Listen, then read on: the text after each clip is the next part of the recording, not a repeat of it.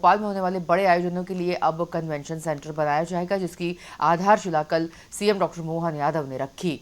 और इस मौके पर सीएम डॉक्टर मोहन यादव ने संबोधित करते हुए कहा कि पर्यटन के क्षेत्र में विकास हो रहा है, मध्य प्रदेश का नाम देश दुनिया में बढ़ाएंगे। वहीं प्रदेश अध्यक्ष वीडी शर्मा ने कहा कि 10 दिनों में योजना बनाकर भूमि पूजन किया। उन्होंने ये भी कहा कि प्रदेश में सभी सुविधाएं देने के लिए पीएम मोदी और सीएम का बड़ा योगदान है। आपको बता दें, ये कन्वेंशन सेंटर 3500 लोगों की क्षमता वाला होगा। सेंटर मछली घर की जगह आकार लेगा और इसका निर्माण विंटर हॉल के पास मछली घर की जमीन पर होगा, जिसमें सीएम ने इसकी जीआईएस में भी घोषणा की थी। जिस प्रकार का हमारा ये अपना पर्यटन का, चूंकि मैं टूरिज्म का चेयरमैन रहा हूँ कॉर्पोरेशन का 10 से 14 तक, मैं समझ सकता हूँ कि हमारे अपने इस मध्य प्रदेश का नाम देश और दुनिया में बढ़ाने के लिए ये बहुत बड़ा हमारा अपना परिवार है, जिसके माध्यम से मध्य प्रदेश की एक विशेष पहचान सभी क्षेत्रों में बनती है। ऐसे में जब हम अपना एक नया संकल्प कर रहे हैं भोपाल के माध्यम से, मुझे इस बात की भी प्रसन्नता है कि जब हम यहाँ अपनी बात कर रहे हैं तो आज ही आते आते जब कन्वेंशन सेंटर भी बन रहा है तो हमारा नवा टाइगर रिजर्व पार्क की भी घोषणा हमने की है, जिसको माधव टाइगर रिजर्व पार्क के माध्यम से जाना जाएगा। बड़े पैमाने पर हमारे वन्य जीवों में खास करके राजा में राजा, बाघ राजा, पता नहीं क्यों मेरे समझ में नहीं आता कि जाने अनजाने में हमसे भी गलती हो जाती है कि हम लायन को राजा बता देते हैं। लायन को बताते हैं ना राजा। मैं कभी कल्पना करता हूँ उनके दोनों के जीवन शैली की, कभी आप मदद करना, आपको भी ध्यान में होगा कि लायन को राजा माना जाता, अच्छी बात है, लेकिन टाइगर का जीवन और लायन का जीवन दोनों दृष्टि से तुलना करो तो ध्यान में क्या आएगा?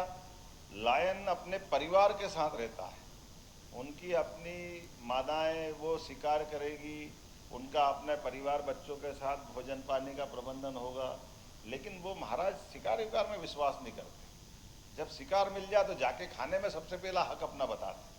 अब इधर टाइगर के जीवन शैली में देखो तो ध्यान में आता है, टाइगर की जीवन शैली है रोज अपने सायंकाल 4 साढ़े 4 बजानी के पूरी 40-45 किलोमीटर की टेरिटरी में रोज अपना पूरा एक एक एरिया चेक करके आते हैं। और उनकी अपनी मादाएं जिनका 15-20 किलोमीटर का एरिया रहता है, वो भी अपने अपने क्षेत्र में अपने बच्चों के साथ में उनको रखती। 3-4 जो भी उनके अपने परिवार की, उनकी अपनी गृहस्थी का अपना सिस्टम है, वो अपने अपने ढंग से अपने बच्चों को पालती। और रोबदाव ऐसा कि बच्चे भी उन व्यवस्था में टाइगर का भाग्य परमात्मा की दया से ये भी अपना आप में जूलॉजी का एक नया चमत्कार है कि वो अपने वंश को भी पहचानता है। एकमात्र प्राणी है टाइगर जो अपना डीएनए सूंघ लेता कि बच्चे उसके हैं या और किसी के। तो कभी कोई कारण से मेल टाइगर किसी मादा के साथ बिछड़ जाए और बच्चे उसके साथ होते तो वो अगर दूसरे टाइगर के पास आती तो माँ को अपने बच्चे मारना पड़ते हैं या उनकी अपनी ज़िंदगी उनके हाल पे छोड़ना पड़ती। ये गुण भी टाइगर में। लेकिन दूसरा बड़ा गुण है, टाइगर कोई भी हो, टाइगर अपने बलबूते पे शिकार करता है, अपने एरिया की रक्षा करता है, अपने पूरे क्षेत्र में अपने रोब दाब से रहता है और जिसमें दम है वही अपना एरिया बनाता है। आप बताओ राजा कौन हुआ, ये या वो? मेरे समझ में नहीं आया कि उसको मानो कि इसको मानो। जो अपने स्वावलंबी ढंग से जीता है, आखिर ये टाइगर का अपना एक पहचान है। मुझे इस बात की प्रसन्नता है कि देश दुनिया में सबसे ज़्यादा टाइगर अगर कहीं है तो भारत में, और भारत में सबसे ज़्यादा टाइगर कहीं है तो मध्य प्रदेश में है। हमारे यहाँ जिस प्रकार से टाइगर अपने वंश वृद्धि कर रहे हैं, अब तो आनंद इतना अच्छा है कि आज ही अपन ने जैसे नवा घोषित किया है, आज के बाद कुछ दिन बाद वहाँ भी हम अपने टाइगर छोड़ेंगे। यहाँ भोपाल में भी अपने राजधानी पूरे देश की एकमात्र राजधानी है जिसके 5 किलोमीटर दूर से प्रभारी मंत्री बता रहे हैं कि झीरी के पास गेट बना दो तो ये 5 किलोमीटर भोपाल से दूर जाओ, उससे तो पास में आपका, इससे ज़्यादा दूर तो एयरपोर्ट हो जाएगा, है ना। लेकिन वो यहाँ का झीरी का गेट पास में। अब ये एक तरह से टाइगर की राजधानी हो गई कि अपनी राजधानी है, अपन सब समझ लो जो समझना हो।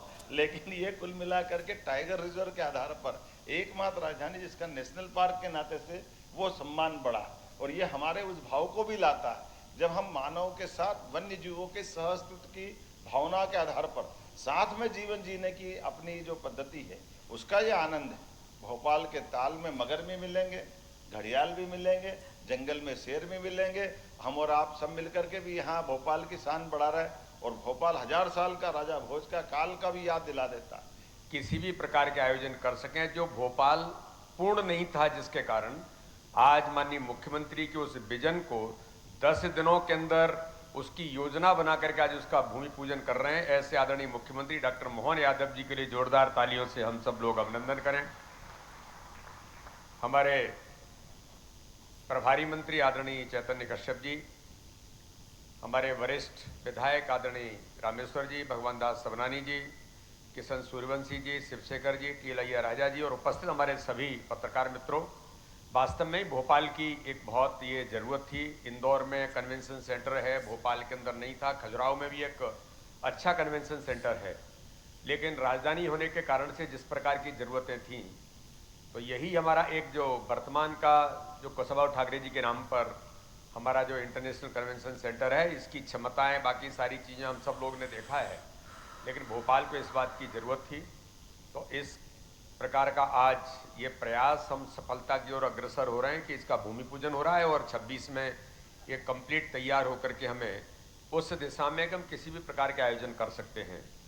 तो ये मध्य प्रदेश के अंदर एक नहीं, कई स्थानों पर हेरिटेज बिल्डिंग्स हैं, बाकी सारी चीज़ों को भी माननीय मुख्यमंत्री जी ने जीआईएस के समय भी भोपाल का जो स्वरूप दिया और भोपाल को एक अच्छे सुंदर शहर के तौर पर आज हमने जिस प्रकार से भूमिका निभाई है, मैं ऐसा मानता हूं कि आगामी समय में ये कन्वेंशन सेंटर हम सब लोगों के लिए, हमारे किसी भी प्रकार के आयोजन के लिए, देश दुनिया के लोग जो आते हैं उनके लिए एक अच्छा हम सेंटर स्थापित करेंगे और ये हम सब के लिए उपयोगी साबित होगा।